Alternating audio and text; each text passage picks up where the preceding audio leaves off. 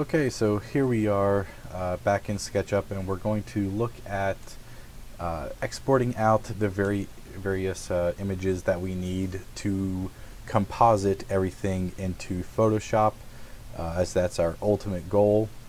And there's really two paths that we can take.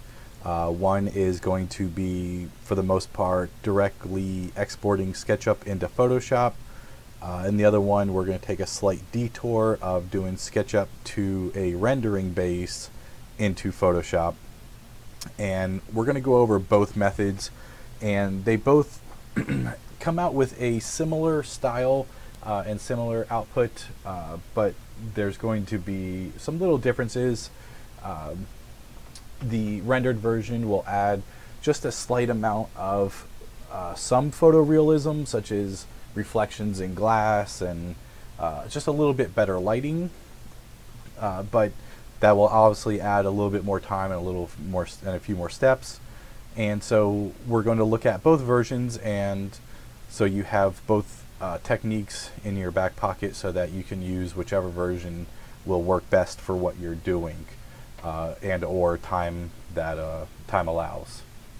So the first one let's look at is we really just want a base color of our image.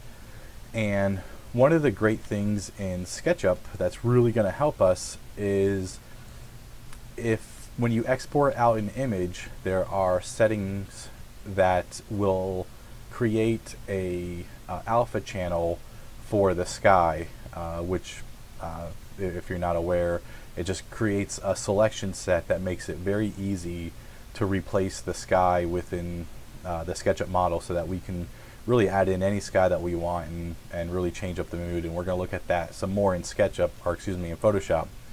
But for right now, what I want to do is what I call my map export. And you'll see that I have a lot of different styles in here in the styles panel. And I'll save all these out and put them into a folder to make it easy to go through them all, so you don't have to go through all the setup that I did to create the various styles that we're going to use. So they will all be set up for you, but I'm going to show them to you now. So the first one to look at is what I call the map export. And what this will do is actually turn the sky off, which allows for that mask to be made, as well as you can see it turns all the line work off, because we're going to export the line work separately so that we have a higher level of control over the lines and the colors, so they're separated out now, and then we can composite them within Photoshop. Now with this on, one of the other things I really want to do is be able to control the shade and shadow separately as well. And as you can see, my shadows are turned off, and we're going to export shadows out separately. And you can see that there's a little bit of shading going on, and it's okay that it's there, and that's fine, because we are going to export out shading in another layer as well, and that'll just add even more depth on top of this. But one of the things you can do if you really just wanted a nice flat base to work with to be able to control everything, oops, wrong button, we want to look at shadows, and we can use this button here. It says use sun for shading, which obviously is what it sounds like. It'll adjust all the shading to wherever our sun is placed. And then what we really want to try is we're going to turn our light all the way up to 100 and our dark all the way down, or all the way up as well. Excuse me. And then you can see this is an extremely flat image, which is kind of what we're looking for to start off with. And we're going to really adjust the colors and some levels and all that kind of stuff in Photoshop. So this is just going to give us our base image. So what we want to do is go File, Export, 2D Graphic, and the really important thing you want to do actually is make sure that you are first on Save As Type PNG, the portable network graphics, and under Options you want to have transparent background checked. This is not checked by default, but once you check it, it usually stays. and we're going to export out at a fairly high level. And so these pixel numbers really come about later on when we use a rendering program to export out a large rendered version of this as our base image. And these pixels really came from helping to correlate that, which we'll get into a little bit more later. And these numbers really will change depending on your screen, and we'll talk more about that and how to get to these numbers once we get to that point. But for now, I'm just going to leave these. So I'm going to click OK, and I'm going to call this image my SketchUp base color map. And we are going to export.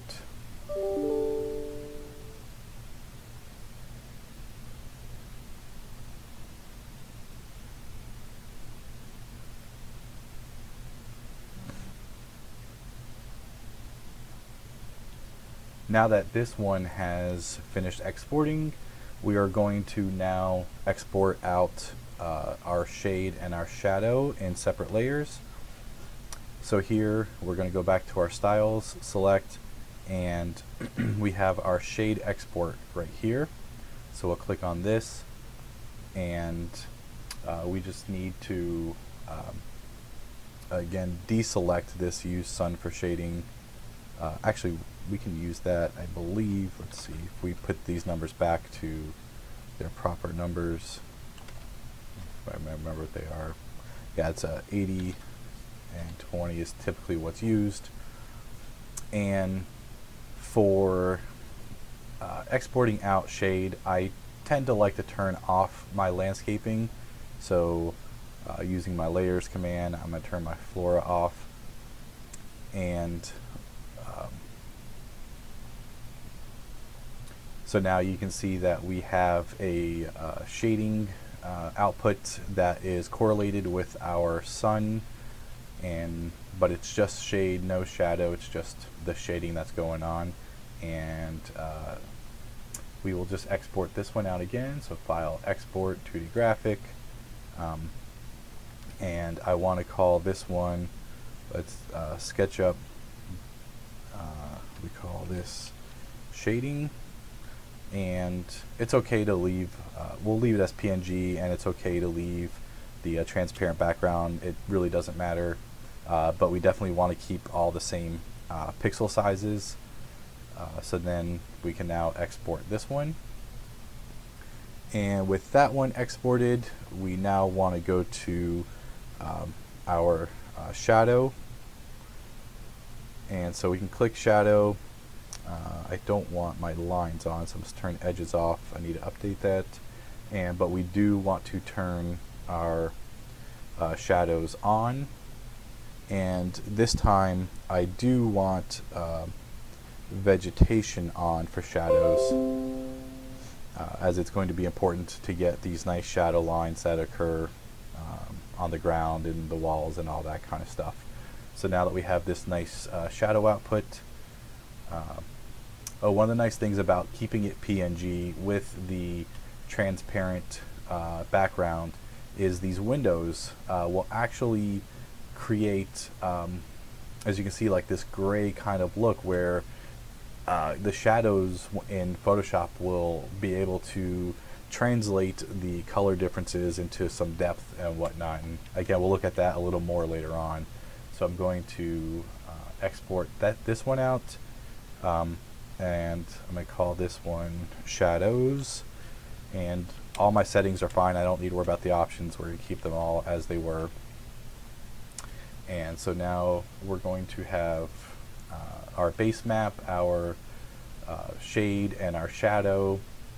And we are lastly, what I want to do is let's see here, we want to go back to our base style. I want to turn off shadows, and what I would like to do is I want to be able to play with adding some life to our windows, And so our windows are really going to be a buildup of several layers. So the last thing I want to do is actually, this is going to be a material edit. So I'm going to hit B for my paint bucket, Alt on Windows, I'm not sure what it is for Mac, which gives me my eyedropper, allows me to select my material. You can see my material selected. I'm going to come to Edit, and we're going to drop the opacity all the way to 0. And what this is going to do is act as if there is no glass whatsoever on my windows. And we're going to be able to cut that part out and really play with the life of the windows in Photoshop. And again, we'll get more into that once we're over there. But for now, just know that we're looking to export this layer. So lastly, we will go to export once more to graphic, and we're going to do SketchUp, and I'm just going to call this my interiors. And the more you have the interior model, the better when it comes to this, but it's not super important because you don't really want to take away.